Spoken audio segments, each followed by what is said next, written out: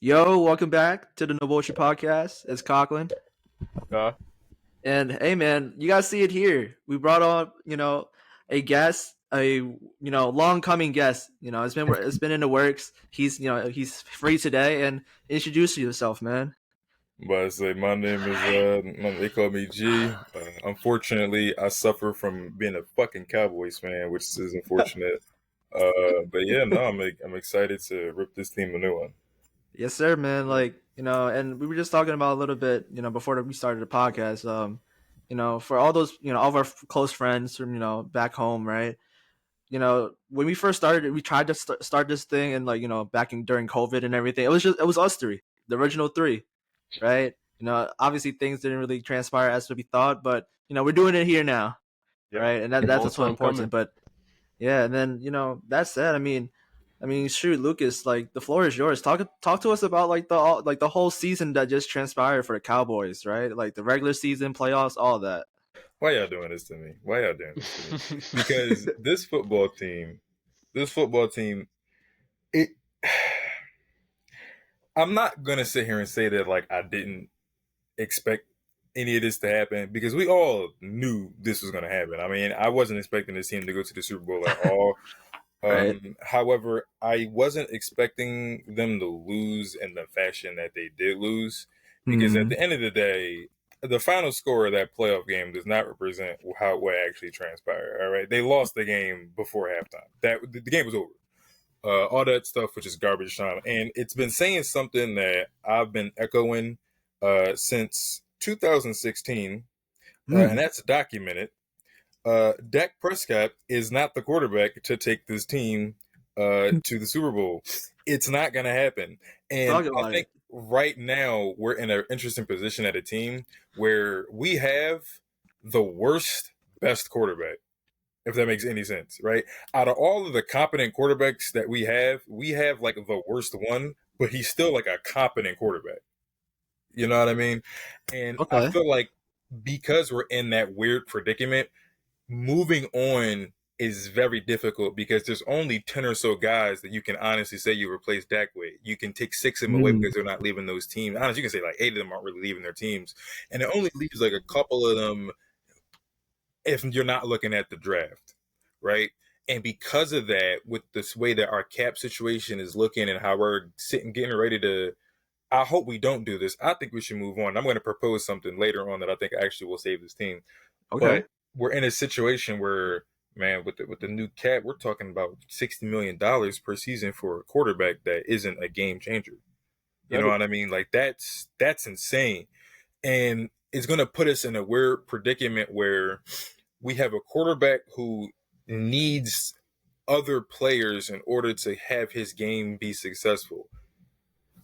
And because we're putting so much money into the cap to get him paid, we're going to start losing a lot of guys. I mean, let's not sit here and pretend like the Dallas Cowboys have had any success when we don't have a running game.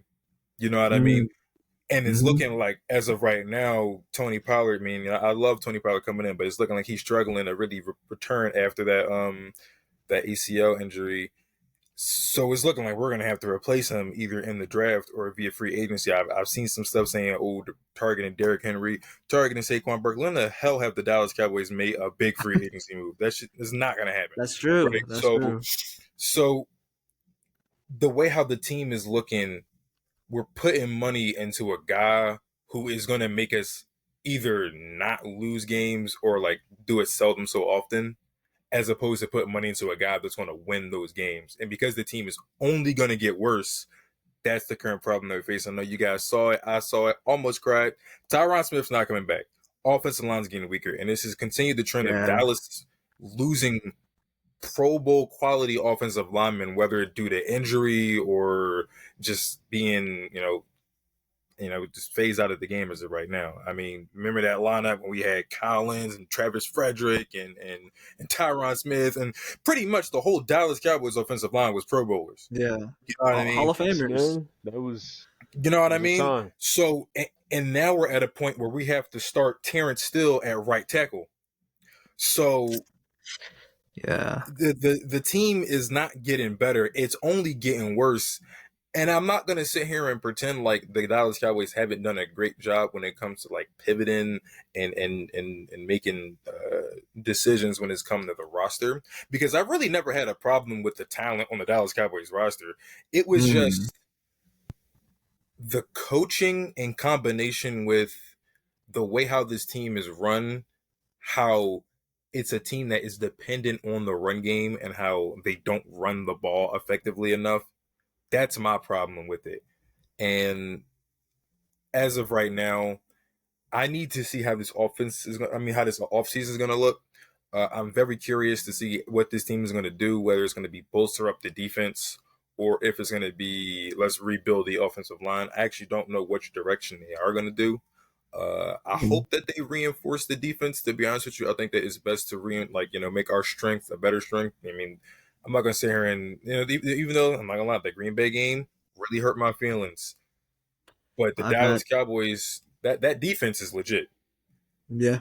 And I'm very curious to see what they're going to do, if it's going to reinforce the defense, get some secondary help. I think that they should definitely go and target a safety or a cornerback in this draft. Mm. If That's not, go interesting. offensive lineman. But yeah, we're going to see what they do.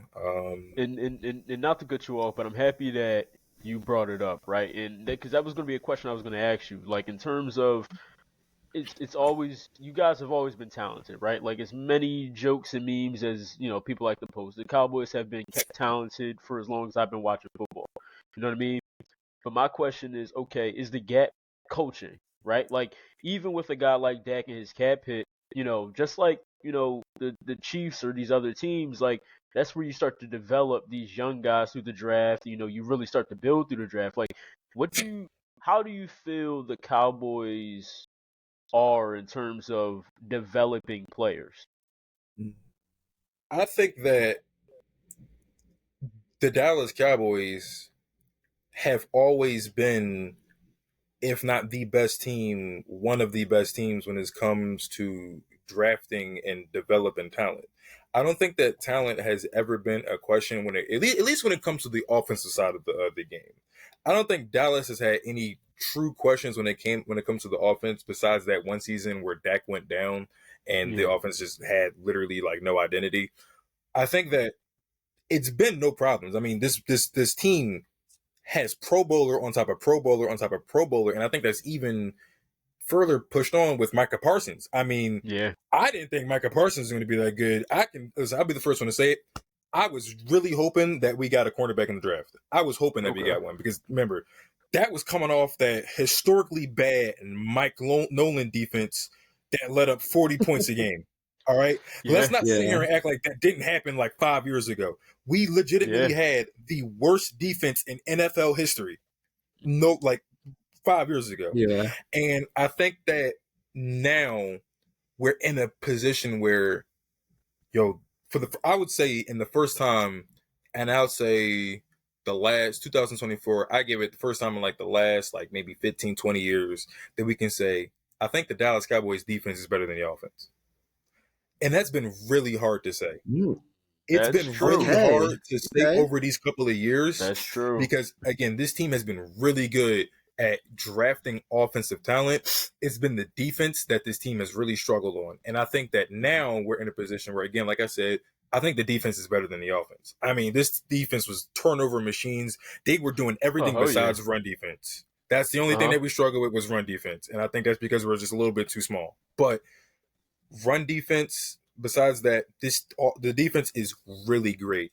And I think now we're having a conversation where can the offense keep up?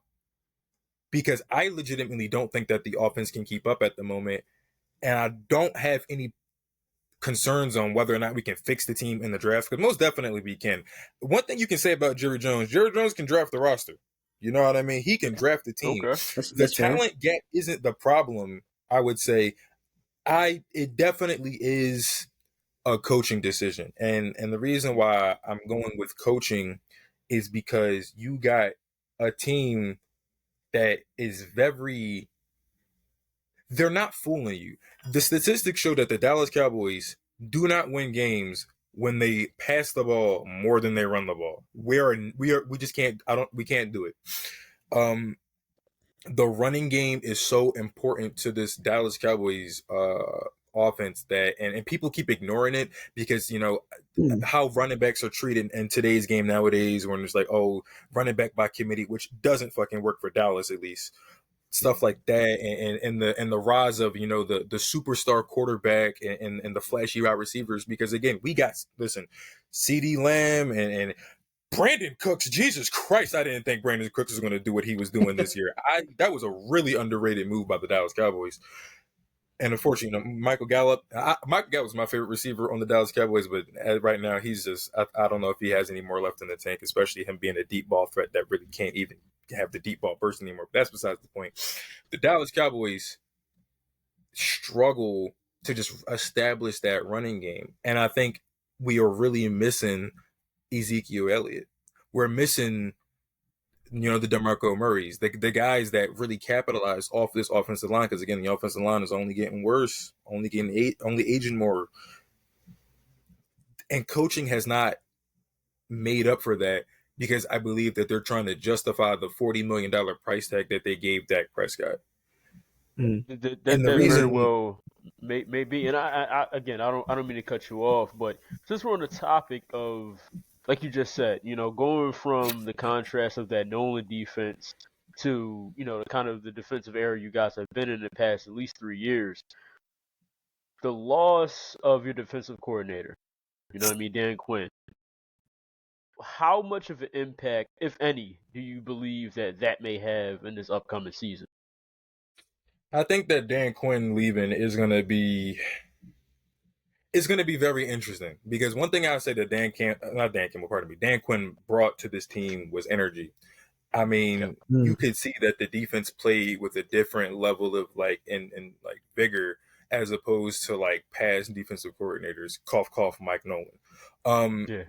I think that the problem that we faced with Dan Quinn, which is the problem that Dan Quinn has as a coach in general, is his failure to be able to adapt during the season, because it was very obvious from since I believe that Detroit game, we cannot stop the run and we have to do something in order to stop the run. And that is why Aaron Jones ran a field day on us. And it left us so susceptible for Jordan Love to capitalize and take advantage of the fact that, man, this team can't go against the run. So when they stack the box, I'm going to just throw it over their heads and just leave wide open receivers there. I think that it's going to be interesting to see what happens with this defense, because I think that, again, it's kind of like the Dan Campbell effect, where I think they really liked Dan Quinn. I think that the defense really came behind Dan Quinn and they wanted to win games because they really enjoyed him as a coach, because he's a player's coach. He's a really good, coach for them. But now that he's not there and we're seeing sort of a shift, because again, I don't know how this Dallas Cowboys cap situation is going to go, especially when you got the contract of Micah Parsons in the rear view mirror and he's going to make top dollar. You got your quarterback contract coming in. I don't really know.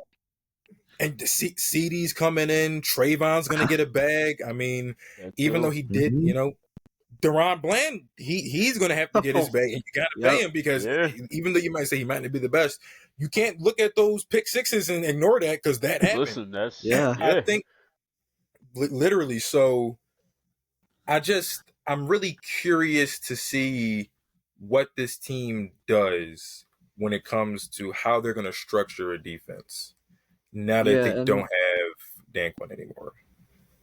Yeah, and just staying on the topic of players and all that, right? Like Kai said, right? He's talking about how your defensive coordinator left, right? You're talking about how for the most part, the Cowboys they're still trying to find what do they really do well, especially on the offensive side, right? You talk about the the running game and everything, but and I get it. You're talking about the coaching is the main thing. That's the main problem, or that's what you kind of lean towards.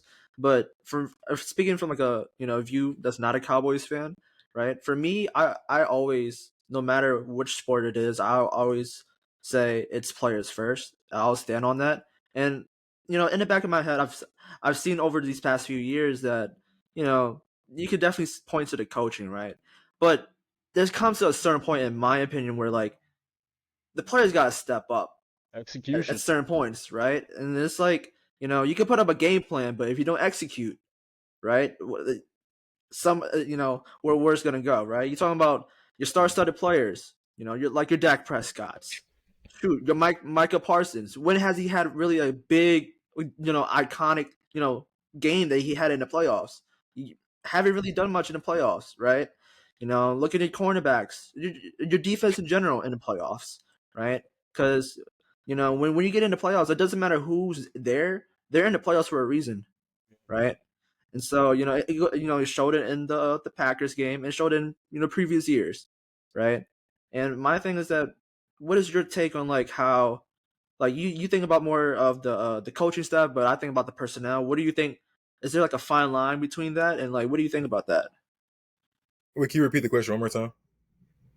Like, do you think there's like a fine line of like it's more so coaching than players, or and vice versa? Like where do you draw the line?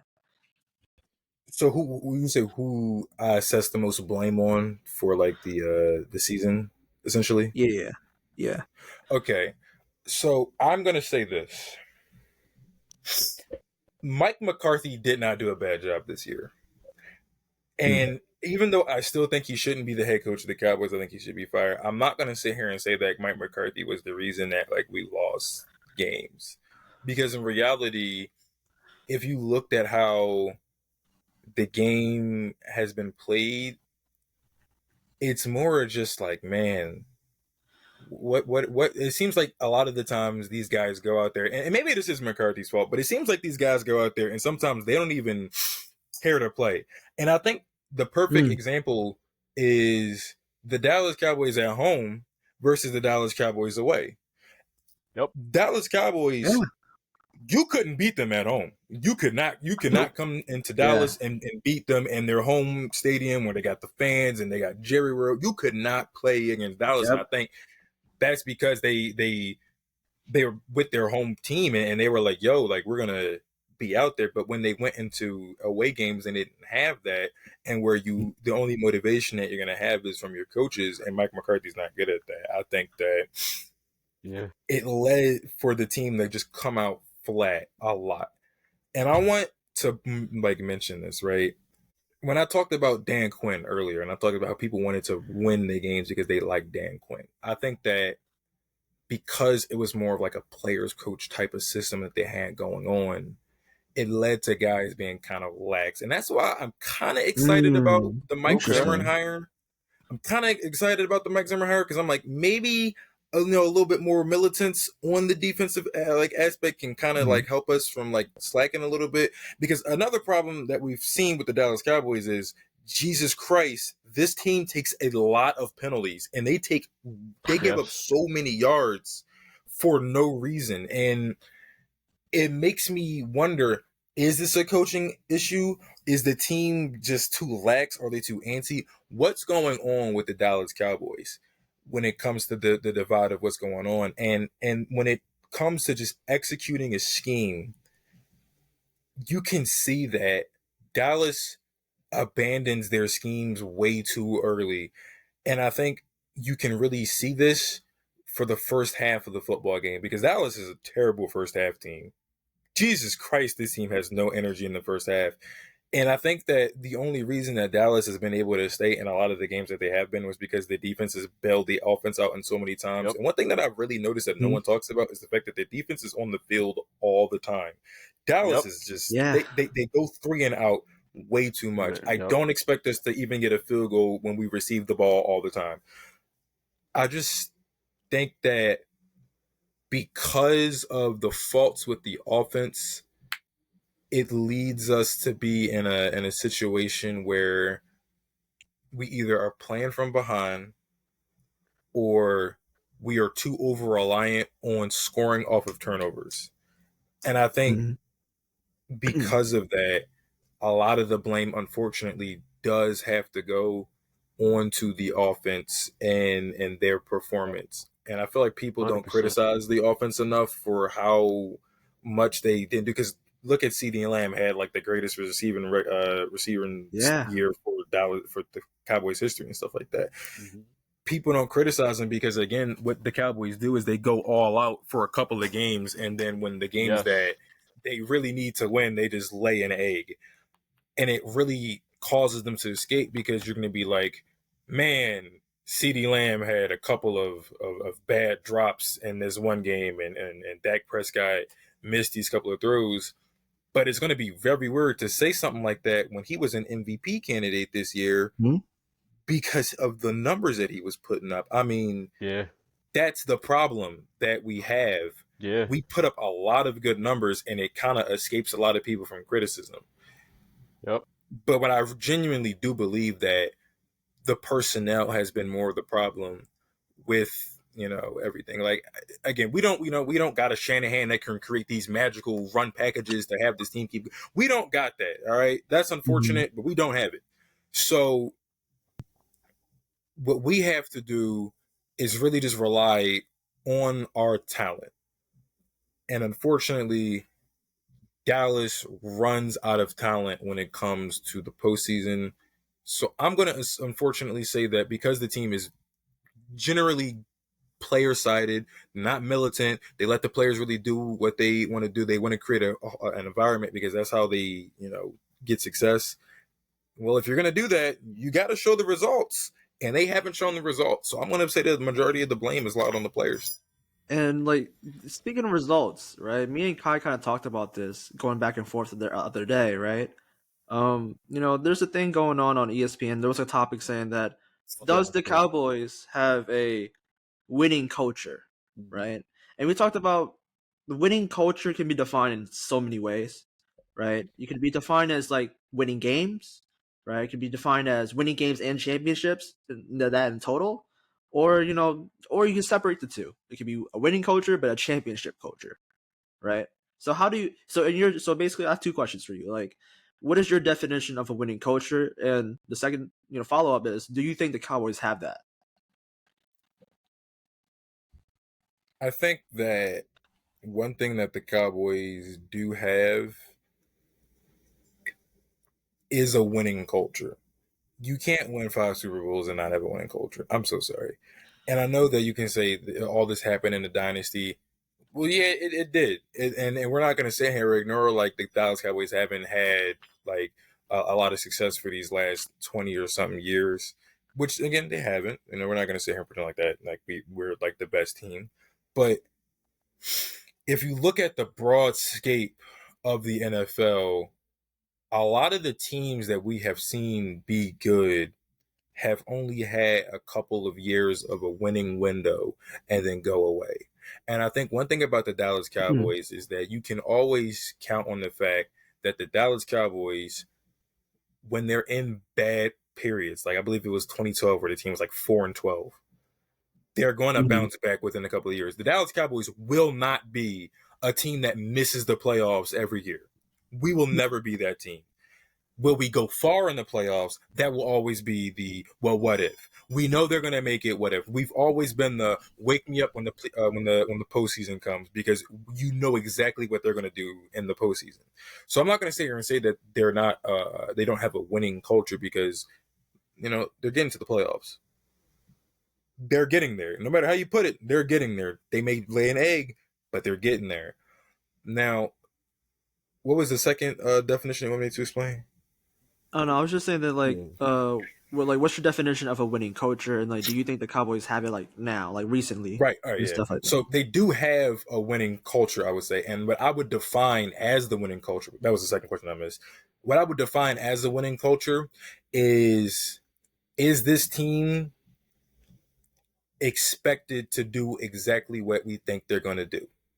I think that when we think of teams like the Raiders and the Jets, and we think about the Cleveland Browns, and before this last year, the Detroit Lions, do I think this team is going to do anything? Do I even think they're going to have a winning record?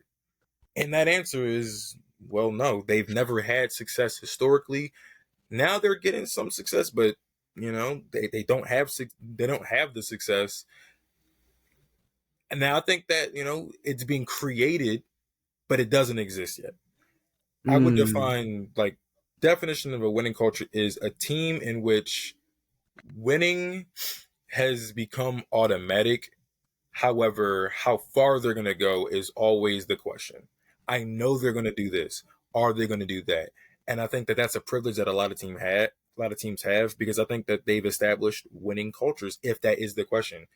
If you are always waking me up in the postseason, you're doing something right, because it's assumed you're going to make it to the postseason. And I would consider that a winning culture. Now, some people might take it to the extreme and talk about, well, the Patriots, because they have so much Super Bowl wins, and now the Chiefs, now that they have a whole new dynasty set up. That's a championship culture right there. Like, man, they championships are expected, but a winning culture, I'm not expecting the Dallas Cowboys to barely crack 500. I'm not expecting that. I know they're going to. Will they win the division? I don't know, but I know they're guaranteed for 10 wins. And I will 100% agree with everything you just said. Like, when me and Cochran were talking about it yesterday. That's kind of, the weird thing I had with that clip was because, Shannon Sharp and Stephen A. Smith, they'll say that the Cowboys don't have a winning culture, but let the Cowboys go 8-8. You know what I mean? Now they're like, oh my God, what happened to like that you're contradicting yourself. If it's expected for the Cowboys to go to the playoffs, because under the Dak era, they've gone to the playoffs almost every single year. You know what I mean? They've have NFC East division titles. Like, this is, and it was actually kind of funny, when we were having our conversation about, the Chargers and the 49ers, off-season outlook. Again, when you talk about winning cultures, like, it's oh yeah, young guys having fun. My team has a top 5 pick.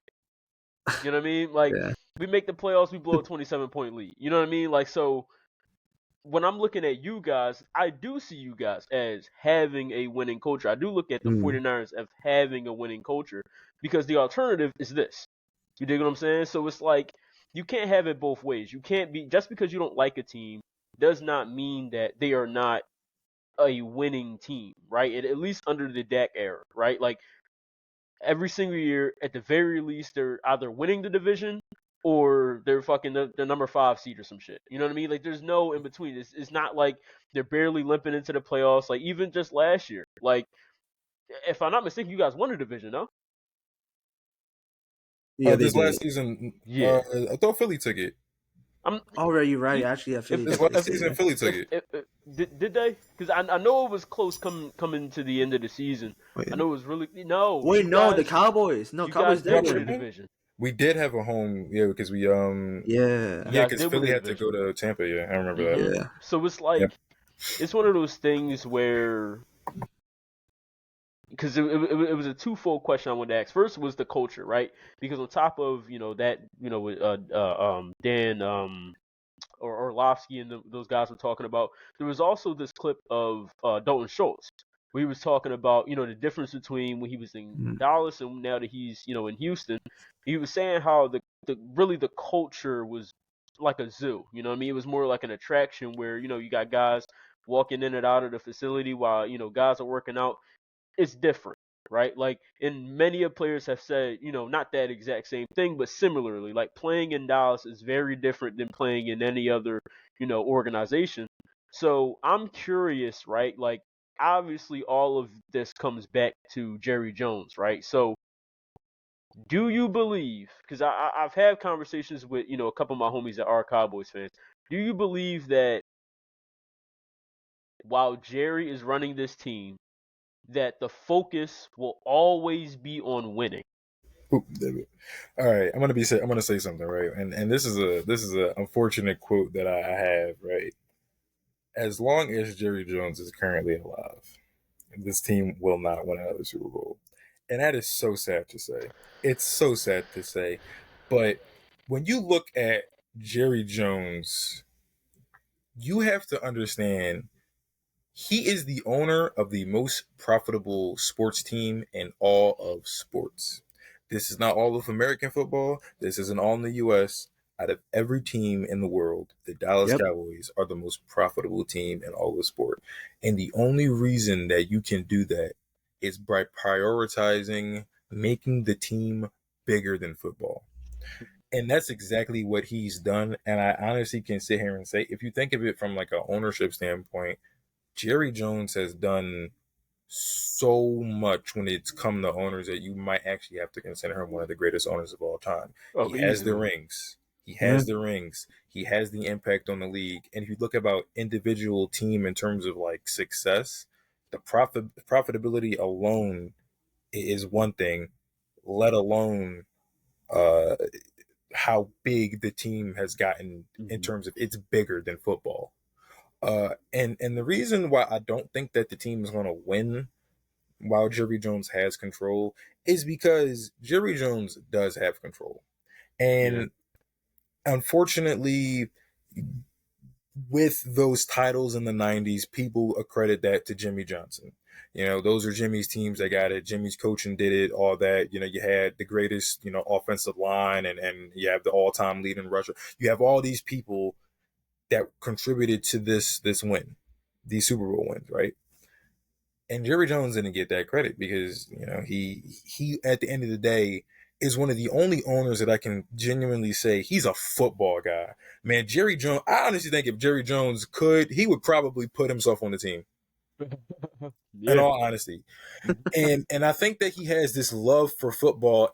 He is what I think fans would be if they had the money to operate a football team, 100%. because he's a football fan. He wants to contribute to the team's success. He doesn't want to just hire guys to come in and run his team for him. He wants to win it himself. And I think that it puts us in a weird position where, because Jerry Jones needs to be a contributor to these wins, we are unfortunately pigeonholed with who we are able to hire. I mean, we hired a Mike McCarthy who was sitting on his ass doing nothing because nobody wanted him because the game passed him by.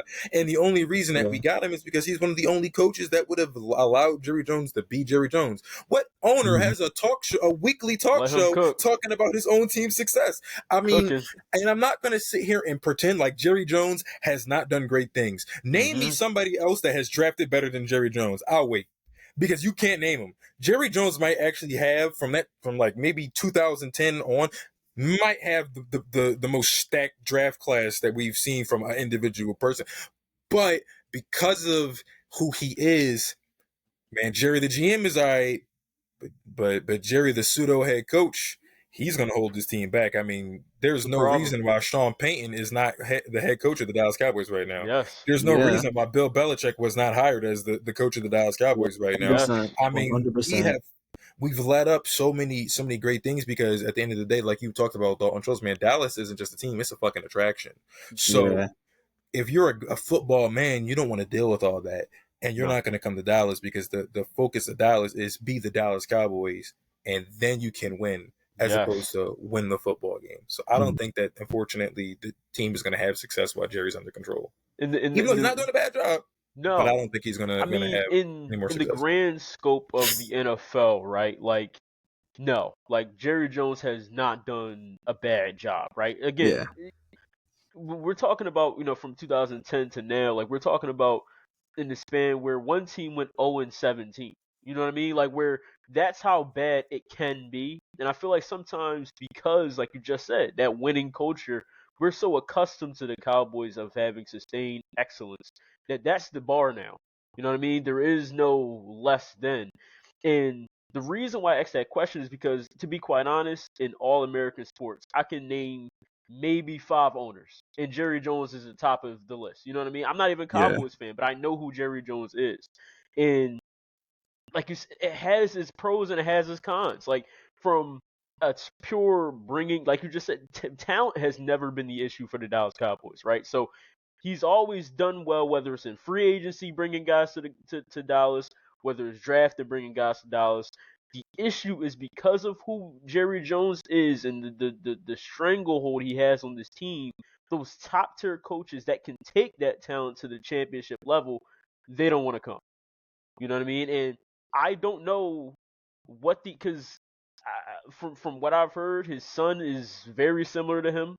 So if it does get passed down to him, hopefully, I'm a football fan, you know what I mean? So hopefully, for the sake of the team, that he can kind of see the error of his father's ways and kind of tweak the system. But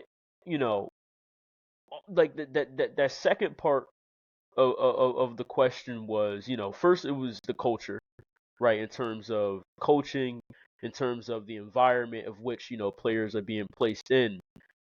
But kind of similar to what Coughlin said, like at a certain point, if I'm a Dak Prescott, if I'm a Mm. Micah Parsons, you know what I mean, where I'm, that top, like something has to be said, something has to be done, unless you only care about getting money, right? Because we all know being a Dallas Cowboy, especially being good as a Dallas Cowboy, you will get paid. There's Oh no yeah. ifs, ands, or buts about it, whether it's, through your contract, whether it's through endorsements, your pockets will get lined. But Mm-hmm. if I'm a Dak Prescott where I'm seeing guys, you know, all my peers around me have all this level of success where I have to question, like, okay, why am I not in those conversations, right? Why is my team not going that far? And yes, Dak does have some personal blame to hold in that equation. But again, it's a level of, okay, holding Jerry Jones accountable. I don't feel as though a coach can do that. I feel like Mm-hmm. it's gonna take a guy of some level of status as a player to be like, yo, something has to give because this is not working. Mm-hmm. And like honestly, like staying on the topic of like a Dak Prescott and like Micah Parsons, on all of them, right? I want to kind of get into like the off season, like kind of dive into a little bit into the off season, right? About how are you guys gonna shape like because whatever you do now, of course, is important, but Hmm. whatever you do now affects the future, right?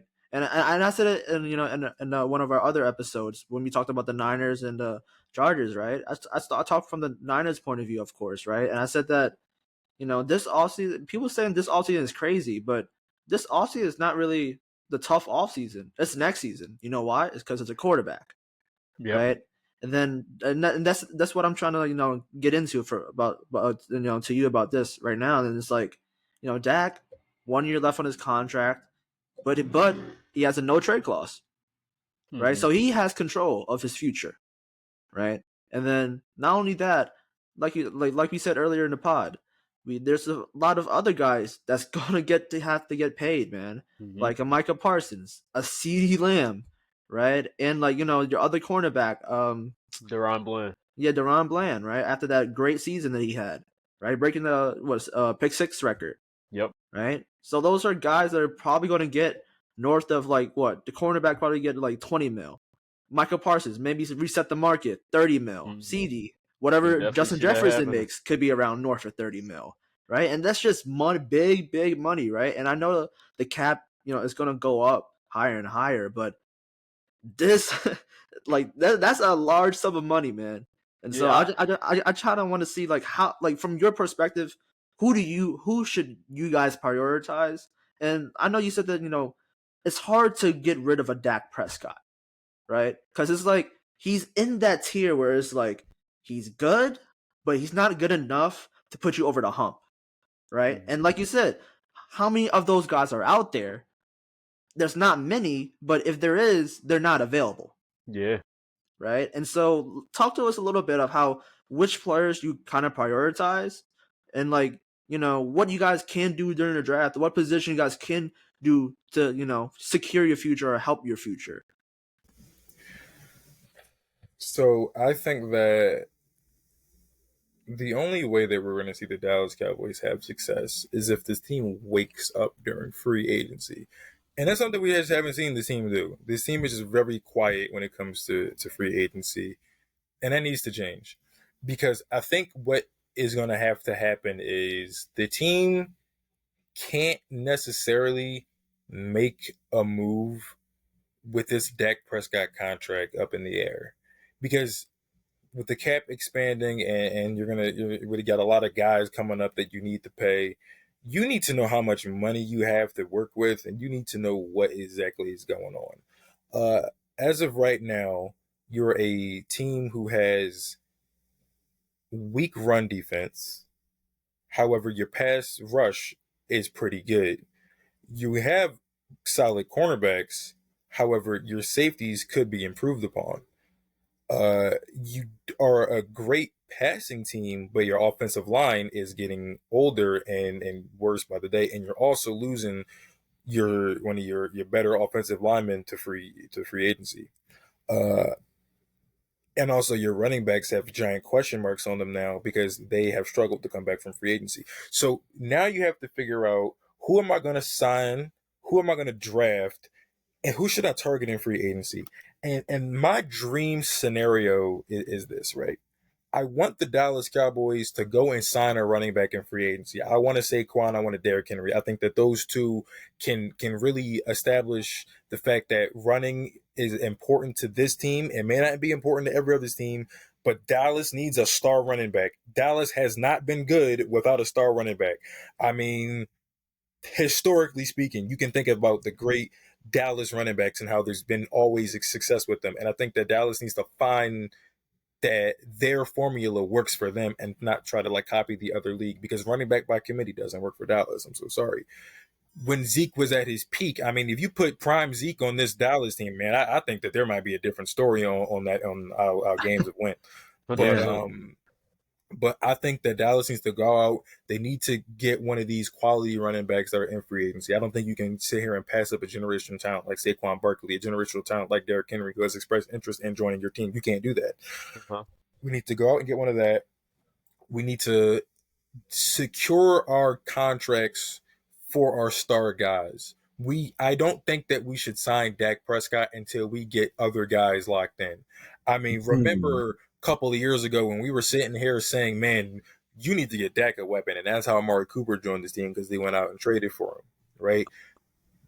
It's been established that your quarterback needs weapons.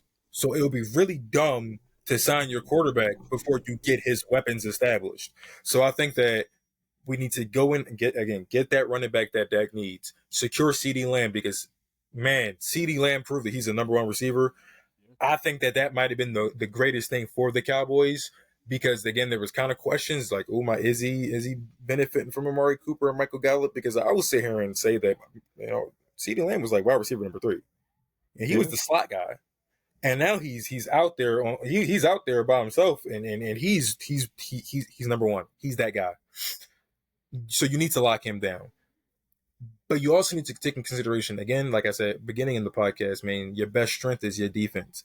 Sign that defense up. You need to make sure that, I'm not going to say it right now because I'm very curious to see if Trayvon Diggs can continue his production coming off that ACL injury. I want to sit here and watch and see what happens with that. But I think you want to ink up that defense. You can't let Micah Parsons do anything. No. You cannot pass up generational talent. You can't do that. So I think that they need to really secure their stars. Then I say that they draft. I think that like I mentioned, I do think that they should go safety or offensive line. I think that they should bolster up that defense. I think that what we should do in the later rounds is just get a lot of size, especially on the defensive line, because I do think that, again, Dallas struggles when it comes to run defense, and I think that size will definitely help out with that. So get some run defense, and again, man, this combine is full of freaks in nature, so I think that there shouldn't be any problem of finding some quality pieces on there. And as for Dak Prescott, there are two scenarios. There's my dream scenario, and then there's what's realistically going to happen. Realistically, what's going to happen is they're going to pay Dak Prescott. I don't think that in any scenario they're going to move on from Dak Prescott. And I think that, honestly, that's just signing the team up for losing in the playoffs for however long his contract is, right? But then there's my dream scenario, is that you somehow manage to trade him. And there's a guy that I legitimately think is out talking about the same person? Who maybe we might be, but there's a guy out there who I do think Dallas could trade for, and I think that if he joined this team, quite literally, they would be the team to beat in the NFC, because it would make this team so much more dynamic and capitalize off of something that they have never really been good on forever. Before you say the name, let me ask you this. Is he also an NFC quarterback? He is an NFC quarterback. No way we're all thinking about the same quarterbacks, Gog. I don't think we are. I think we are. Does he wear the color red currently? Damn, we're thinking about Bro, oh my God. The Dallas Cowboys need to go out and get Kyler Murray. I'm Oh telling you my right now, God. if the Dallas Cowboys get Kyler Murray, I legitimately think this team will go as far. I think that that's the goal right there. And the reason why I say that is because if you look at the Dallas Cowboys, this team has struggled with running. What would genuinely help this team out? A quarterback who is just as much of a threat with his arm as he is with his legs.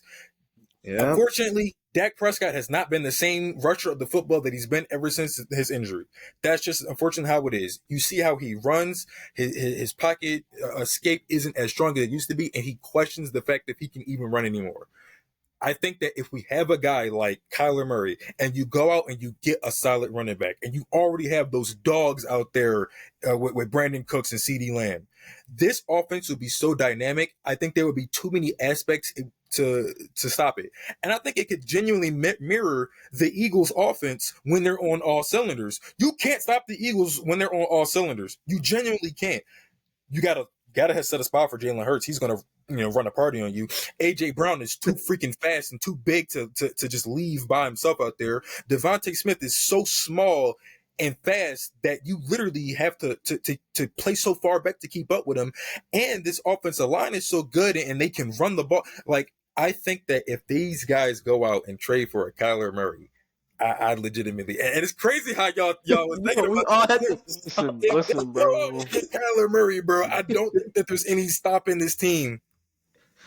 So I'm curious, right? Because when I'm thinking about that archetype of quarterback that you just mentioned, right, in Kyler Murray, I have to ask you, does Trey Lance have life? Do you believe that that's an option, like of any sorts? Do you think that he has any level of, you know what I mean? Well, I will say this when it comes to Trey Lance. Our sample size of Trey Lance was like 2 games. Yes. It was like 2 games and he got hurt. Mm-hmm. What is Trey Lance? We don't know. Was he a first round pick in a draft that was not too long ago? Yes, he was. Did he lose his job? He did. He did get Wally pipped. It's unfortunate that he got Wally pipped, but he did. But again, our example of Trey Lance is not big, and I think that what we can see with Trey Lance is he can kind of be a Jordan Love, in which we're not going to see what he genuinely is until he finds a home. And I don't think he's going to find his home in Dallas. I do think that he was a great pickup for Dallas, just in case that something happened to Dak Prescott if he went down, unfortunately, knock on wood, or if anything changed in terms of how the system is going on. I do think that he was a great addition. However, as a Cowboy, don't see him having any relevance on this team. I do think that there will be teams looking out there in the draft that will go out and target him. I do think that if they don't, teams that are looking for quarterbacks right now, if they do miss out on the Caleb Williamses and all those other stud quarterbacks that are going out there, because again, it's a heavy quarterback draft today. Mm-hmm. However, there are question marks on a lot of these guys, and we're going to see if, say, you're a fringe team that is kind of shaky on quarterback. Take for instance a Cleveland, where you have Deshaun Watson, but is Deshaun Watson anymore? I don't actually know. So would you go out, make a trade with Dallas, and hopefully try to get something like that, because you were a playoff team? You made it so far in which your pick doesn't matter anymore. I don't think they're going to bring back Joe Flacco for a full season. Maybe they might. I don't know. But would you go out and take a flyer and maybe trade a pick for Trey Lance and see how that works? I think that he'll find a lot of success with those teams that are good enough to where they're not going to be having a top 10 draft pick, and that they are contenders for the playoffs. So they already have a team around them, but there's always going to be somewhat of a question at quarterback. I think that another team that would honestly benefit from a Trey Lance, if they don't go out and get him, is the Pittsburgh Steelers. I think that the Pittsburgh Steelers are a quarterback away from making a lot of noise in the AFC. Kenny Pickett, I go to Pitt, hell to Pitt. He's not it. I could have told you that he wasn't it, but and that's the point. Pittsburgh loves their Kenny, but they don't love him anymore up here. I'm telling you that right now. We haven't heard anything about Kenny Negative. Pickett at all. But I think that teams like that are just a quarterback away from being able to mold everything, I think that that would be a great fit for Trey Lance, given the fact that his physical abilities have made it so that way he's a dynamic force, hopefully. Again, we don't know. And it's very funny, like looking at the NFL now, where having a quarterback that has some sort of mobility is kind of a mandatory requirement, given the fact Yeah. that Uh-huh. when you look at the NFL, like let's call it, like 10 years ago, you're looking at Cam Newton and Michael Vick, and it's just that's it. That's it. The rest of Yeah. them are statues that barely have any mobility. And now every quarterback has the asset of being able to make plays with their feet as opposed to their arm. And I think that it's really cool to see how the league is developing from that part. Another team I will say that you should look out on, the New York Jets. I think that y'all should pay attention to the Jets because Aaron Rodgers is a 40-year-old man coming off a torn Achilles. How he came back in 3 months, I don't know. Something's going on over there. But Sold his I do soul. something's going on over there. But if Aaron Rodgers is not Aaron Rodgers, I can honestly sit here and say, man, maybe the Jets go out and they try to get a Trey Lance because again, they're good enough to where they're not going to have that top 10 pick. Yeah. But they're not good to where their quarterback is a glaring question mark on what they're going to do. I mean, again, you're relying on a 40-year-old Aaron Rodgers to do something. Zach Wilson's out of there. I think that there might be a home for them if Aaron Rodgers doesn't work out. Yeah, and So, I'll let you. Yeah, no, I was just gonna say that like I'm gonna comment on just like just really quick that like for all the teams are they're very close to winning a championship, right? And they're trying to go, and it's glad that you brought up the route of going with the veteran, right? And a Kyler Murray, right? Like you said, like we all three of us, we had the same idea, right? I mean, another quarterback I had in mind, call me crazy, was just in case if you didn't say Kyler Murray, another guy I had in mind was Trevor Lawrence. Trevor Lawrence. That's the topic for another day. I don't, right? I And don't so think Jacksonville's letting him go at all. that's a question for that's a topic for another day. We'll get into there, but no, I like that you went about the veteran route because you look from the Niners, right? We're so close to capturing that sixth Lombardi. What did we do? We had a down year because of injuries, and we ended up training up for a young QB and took a swing for the fences. How did that turn out? It didn't turn out right, but what ultimately happened? We found a guy in the 7th round, right? Not just the 7th round. The The very last pick. Yep. The last pick. Yeah, last pick, right? Mr. Irrelevant. But I mean, Trey Lance. I mean, things didn't work out not because he wasn't good enough. I think it's just because he was injured. It's unfortunate, right? 2 straight seasons where he had season-ending surgeries, right? Very unfortunate. And then you got a guy, last pick of the draft, not expecting much. He comes out here whooping ass, right? And so the rest is history. But I like that you went down the veteran route because as teams are looking for a championship, it's hard to get a young QB in here and expect them to do well right away because you're expected to win right away. And if you don't win right away, the whole fan base is going to turn on you, right? And so, going to veteran route is definitely what I think could be the option, but it just depends how these next few years shape up, depending what quarterback is there, and, you never know. And, I like to play devil's advocate, right? Because you Hmm. guys are talking the veteran route. But, listen, who's to say? Like, I'm curious. Do you believe that there's any realm of possibility within the first 3 rounds that the Cowboys take a quarterback? Because this like as much as a veteran, all this and all that. Like we talked about earlier, this roster has talent to where I don't think that there's really a big. There's no safer spot for a quarterback to go than to be on a team where you're throwing to a CD Lamb. Where you do, yes, That's the O fair. line is not as strong as it was in the past. It's still a strong O line. You know what I mean? You got a defense behind you where it's kind of where if you got a guy that's a little better than Zach Wilson, I could see them actually having success in this environment. You know, it's not the same as, you know, getting drafted to the worst team in the league. You're getting drafted to a team that has studs across the board where they And, could be able to pick up that slack, you know, while they develop. and I'll comment on that because I know firsthand experience from what you're talking about, right? Yes. When the draft happened, right, and the first round was over, people were saying Trey Lance got drafted to the best situation ever, right? Mm-hmm. You got you got one of the best, if not the best, offensive coordinator in the league, right? Mm-hmm. He have an array of weapons all over, right? Mm-hmm. Going down from the a receiver, the tight end, running back, and shit, a fucking fullback, right? And so, you know, all that is like so perfect of a situation, but you know, the things what did not happen, right?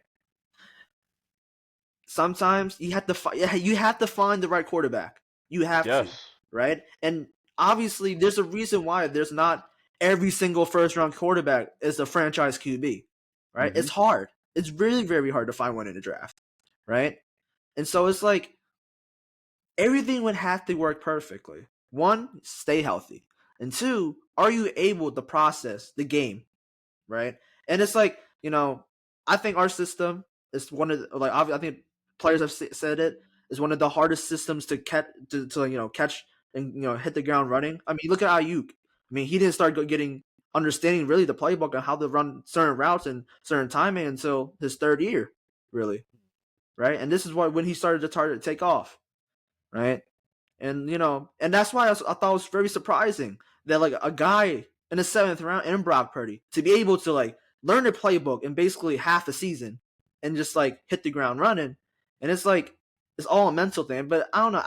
Yes, you can find a young quarterback. You can. I'm not saying you can't, but I'm just saying that it's just gonna be really hard. But you're gonna have to get one of those top guys. Well, and this is where I disagree, right? Because let's just use the 49ers for example, right? Yeah. They were in a position where they were a really good team. They could have went and got a Kirk Cousins. They could have went and got a Tom Brady. But lo and behold, they got a younger quarterback, a cheaper quarterback, Yep. getting into yes, you know the playbook is difficult in the whole nine, but that doesn't deter the fact that he still got drafted to a good situation, and That's fair. you Yeah. can't tell me that almost any rookie quarterback, if they got drafted to the Cowboys, that it would not be a good situation where they could learn under a Dak Prescott, right? Because you know I know we said that he probably is going to get paid, but let's just say if I'm the GM, I'm preparing a year before for the whole Dak Prescott contract because in my head, just like you said, you're pigeonholed into this Mhm. cycle of really good team, not good enough to win a championship. And in order to do that, you know, what did I say the entire fantasy season? No risk it, no biscuit. Where Yeah. listen, I may take a flyer in the late rounds or whatever and see what happens because Ooh. again, it'll be one thing if you guys were a very bad team, right? Because then it's like, damn, like you really trust one of these quarterbacks to carry you. But that's not really what you're asking. You're asking for a guy to do his job, and most importantly, do his job at a lesser price than $60 million fucking dollars. Where you could, with that extra money that you're not giving to Dak Prescott, you could put more guys around him. And listen, I'm not Mm-hmm. saying it will happen, but I'm just offering another alternative where you don't go the veteran route, you go the younger, cheaper route. Yeah. 100. Hey, percent and Oh no. listen, if not Kyler Murray, I think they should go out and get Justin Fields, man. Listen, I just think that Oh. one of the things. Okay. Okay. Listen, I just think that what Dallas should prioritize is a quarterback who can make Mm-hmm. plays with his feet. That's literally all I'm looking for, and I think obviously Kyler Murray will be the best example of that, given the fact he can do it with his legs and his arm. Mm-hmm. But I just think that just adding that mobility, you already got the receivers. Dallas is a tight end factory. Like Yes. you got the receiving help, so it's not like he's like let's not sit here and act like Justin Fields had the best weapons of all time. He really didn't, but No. Yeah. you got the guys to catch the ball, and they just need the guys just to throw it. I think that's really Mm-hmm. just the only thing that's holding this team back. Yeah. Yeah, I mean, for sure. Like, you know, there's a lot of things we can get, dive into about the Cowboys. We can go on and on. I think Lucas can go on and on and talk about the Mm-hmm. Cowboys, man. But this pod, man, like this is why we do the things we do, man. This is why we talk about football, because not only because we want the attention or anything, it's because we love just as simply just talking about the game, right? Yeah. And like I said, we're not here to just bash players, bash teams or anything. We honestly, this is the reason why we got another fan's perspective on another team, Mm-hmm. right? Because there may be some things that we don't know that he does, Mm-hmm. right? It's all about perspective, right? It's not always a bird's eye view, right? Yeah, And so, and to piggyback off of that, again, you got three different fan experiences from this one yeah, season. You know what I mean? You got a team that went to a Super Bowl, a team that went to the playoffs, and a team that had a top 5 pick, right? So yeah, it's levels to it. You know what I mean? Like there's certain ways that you can look at a season that may not all ended the same way, but you could look at it positively, negatively, or anywhere in between. You know what I mean? Where it, it, it's hard not to be envious of other teams. You know what I mean? Where mm-hmm, again, I'm seeing the Cowboys win a division. I'm seeing the 49ers make it to the Super Bowl, but they're in similar situations but different situations all at the same time. And like Coughlin was saying, this is the reason why we enjoy doing this. Is we enjoy talking the game of football in a space that is very different than the mainstream media. You know what I mean? Where everything is a debate. Everything yeah, is, are you taking this player or that player? Like, mm-hmm, there's way more nuance to the game than X player is better than X player for X. You know what I mean? Like, mm-hmm, systems matter, timing matters, and I really do want to harken back to real quick of what I said a few episodes back when the Cowboys first just lost their playoff game, where I said it's not the fact that the Cowboys lost or that Dak lost, it's how they lost. You feel me? mm-hmm. Like ultimately they didn't win a Super Bowl, right? But if they would have went down fighting against the 49ers in the NFC Championship game, I don't see how anybody says that this season was a failure, It's right? not. It wouldn't Even be. though obviously they wind up still not getting to the top of the mountain, but it's how you go out, right? Yeah. It's not just the fact that you go out. At least for me personally, when I'm looking at the Cowboys, it's more of the fact that you lost to a team that's lower seeded while you're at home, and the way that you lost. It's like there has to be some level of a reset. You can't keep building on a formula that has shown this is as far as it goes. You know what I mean? And just to hope that you get a strand of luck. You know what I mean? But this was definitely a very good podcast, man. Like I love the conversations that we were able to have. Mm-hmm. Hopefully, you know, you'll be back on our podcast and talk some more football with us. It was Yes, a pleasure, sir. my man. Yes, sir, man. Yeah, most definitely, man. I was about to say, got home. I was like, you know what? I got some time. Spring break is coming up, so I ain't had no obligations to do for school and all that. So I'm like, you know what? Let me do a little bit of a throwback. Let me do a little bit of a rant on this podcast. I'm about to say it was good talking to y'all. I got you Mm-hmm. on fantasy football next season because this season just did not work for me at all. I was a Worst team champion, I by the ever. way. First season champion. I ain't forget about all that. We're not going to ignore that. But yeah, nah. I see y'all two in the basketball playoffs. Yeah. Listen, And man. we'll. Yeah, we'll get into that in other episodes, man. But Mhm. like we all said, thank you guys for tuning in. We launched our Instagram account. Let me Oh just yeah. mention that real quick. Real quick, we launched our new Instagram account. It's official underscore NBS podcast, straight just like that. We'll have it in our description in the pin comment section as well. But yeah, I mean, like all the support we've been getting with all of our videos, through even just recently launched on our Instagram. I've seen that one of our reels has like almost 200 views already, right? And that's insane. Like we just posted that today, right? And We so appreciate it, man. we're just very thankful for everybody's support, and be on the lookout for future more videos because this ain't stopping, man. We No love the off sir. season. We love the off season, and shoot, just switching it a little bit over to basketball. Shoot, not in like a month or so, playoffs, like actual NBA playoffs, right? So we'll get into that. But with that said, it's been the No Bullshit Podcast, and we'll catch you guys on the next time.